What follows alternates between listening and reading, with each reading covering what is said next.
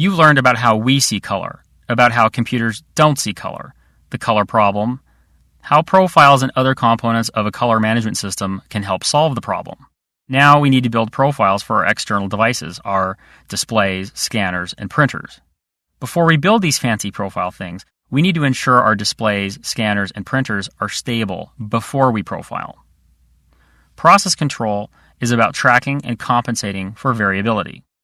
Our digital devices have a host of reasons why their behavior varies, perhaps the least of which is that they're constantly aging, just as most of us are, with degrees of rapidity. If you buy 2 different brands of glossy paper for your inkjet printer expecting them to print the same, that's poor process control. For inkjet printers, there are complex chemical reactions going on between ink and paper. For laser printers, seemingly subtle differences dramatically affect paper's receptivity to humidity and how it will accept the static charge necessary for its operation. Be aware that even if you buy the same exact type and brand of paper today, and again in a few months, that there are manufacturing variables that cause the new batch to not be exactly the same as the previous batch.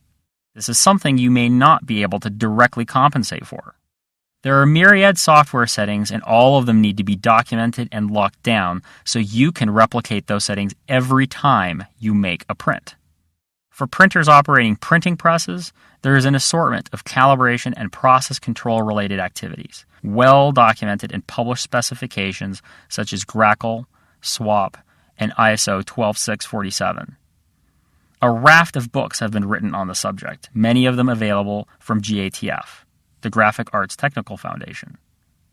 For those of you curious, Grackle stands for General Requirements for Applications in Commercial Offset Lithography, and SWaP stands for Specifications Web Offset Publications.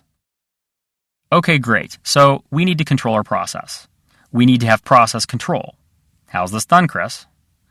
Well, ideally, we use both calibration and characterization as the actual means for tracking and compensating for our meandering and otherwise unpredictable devices. I'll talk about calibration in the next movie.